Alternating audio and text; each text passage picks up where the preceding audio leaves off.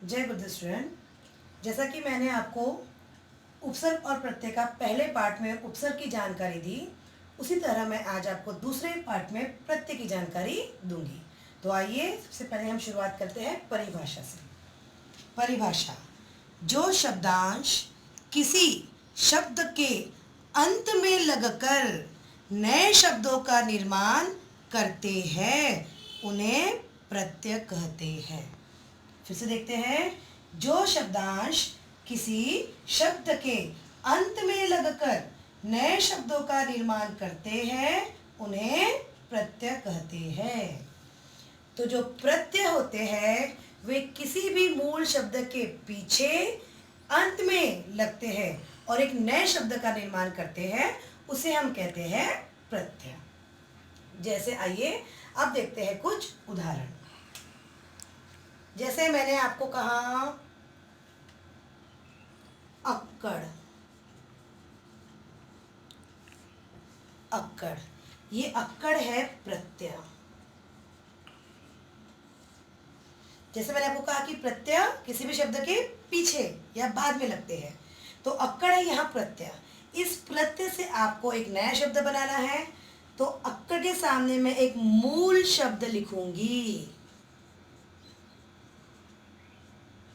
मूल शब्द जैसे मैंने लिखा घूम। अब घूम तो है मूल शब्द और अक्कड़ है प्रत्यय।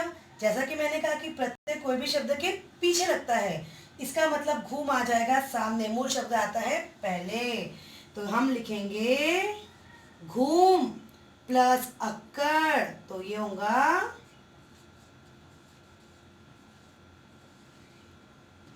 शब्द क्या बना? घुमक्कड़। तो जैसे मैंने घूम मूल शब्द में प्रत्यय जोड़ा अक्कड़, शब्द बन गया घुमक्कड़। इसी तरह से हम हर प्रत्यय को किसी भी मूल शब्द के पीछे जोड़ते हैं और एक नए शब्द का निर्माण करते हैं। उसी प्रकार से ऐसे कई सारे उपसर्ग हैं जो ऑलरेडी मैंने आपको लिखने के लिए यूट्यूब से भेजा है। आप उसके थ्रू जाइए, सारे प्रत्यय को देखिए और प्रत्यय शब्दों के पीछे लगाइए, जिससे कि आपको एक नया शब्द बनेगा। इस तरह से हम और भी एग्जाम्पल्स देखेंगे।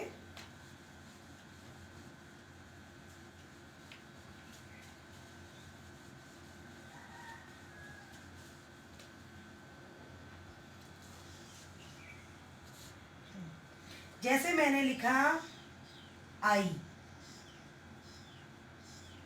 आई ये है प्रत्यय। फिर हम इसमें एक मूल शब्द जोड़ेंगे पिट, पीटना या पीट, ये है मूल शब्द। अब पीट में मैंने मूल शब्द जोड़ दिया आई। तो फिर से मैंने कहा था जो प्रत्यय है वो कोई भी शब्द के पीछे लगता है, इसका मतलब मूल शब्द आ जाएगा सामने। तो अब देखो पीठ प्लस आई, तो ये जो आ है ये जुड़ जाएगा इस ट में। तो ये ट, ये आ है इसलिए ये बन जाएगा टा, और ये ई यहाँ जुड़ जाएगा, शब्द बन जाएगा पी। ट में आ की मात्रा टा और ये ई, शब्द बन जाएगा पिटाई, शब्द बन जाएगा पिटाई। तो पिट प्लस आई शब्द बन गया पिटाई, क्योंकि आई हमने क्या जोड़ा? पिट में प्रत्यय जोड़ा, इसलिए एक नया शब्द हमें मिला पिटाई। उसी तरह से और भी हम उदाहरण देख सकते हैं। जैसे आओ, आओ, आओ है यहाँ पे प्रत्यय, ठीक है। फिर हम इसमें जोड़ेंगे एक मूल शब्द।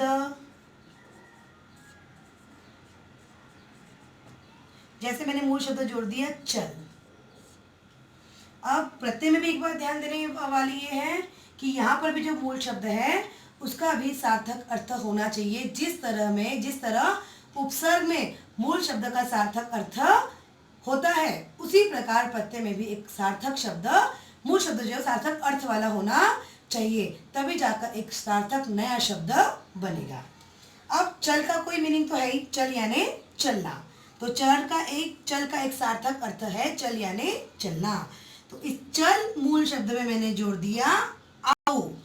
अब फिर से हम इसको एक कर देंगे। चल, अब ल में हमने जोड़ा है आ, तो ये बन जाएगा ला। चला, और ऊ वैसा का वैसा ही नया शब्द बन गया चलाऊ। वैसे अगर आओ में हम जोड़ते हैं बिक, बिक यानी बिकना, तो नया शब्द बन जाएगा बी। क में आ जोड़ दिया तो का हो गया बी का ऊ। आओ में हमने फिर से जोड़ दिया टिक, तो शब्द बन जाएगा टिकाऊ। इस तरह से आप आओ इस प्रत्यय से कई सारे शब्द बना सकते हैं। जैसे बिग प्लस आओ प्लस बिग, तो बिग प्लस आओ बिकाऊ। चल प्लस आओ चलाऊ। उसके बाद हम जोड़ते हैं टिक, ये टिक जोड़ते हैं तो टिक प्लस आओ टिकाऊ। वैसे ही हो गया टिकाऊ, बिकाऊ और चलाऊ। इस तरह से आप एक प्रत्यय से कई नए सारे शब्द बना सकते हैं। तो इसमें भी ध्यान देने योग्य बात यह है कि इसमें भी जो मूल शब्द है उसका सार्थक अर्थ होना चाहिए, वो एक मीनिंगफुल शब्द होना चाहिए, ना कि मीनिंगलेस। तो इस तरह से आज आपको मैंने 2 पार्ट्स में पढ़ाया है, उपसर्ग और प्रत्यय। तो इस तरह जो उपसर्ग और प्रत्यय मैंने आपको भेजा है, आप अपनी हिंदी कॉपी में हर एक उपसर्ग के 2-2 नए शब्द या 4-4 नए शब्द बनाइए, और हर एक मूल शब्द के भी प्रत्यय के भी 4-4 नए शब्द बनाइए। इस तरह से इस पार्ट में जो SCI प्रिंसिपल जुड़ता है वो है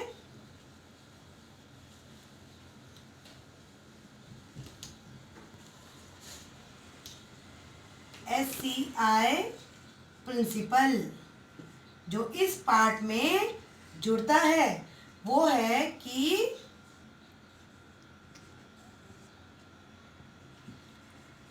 wholeness is contained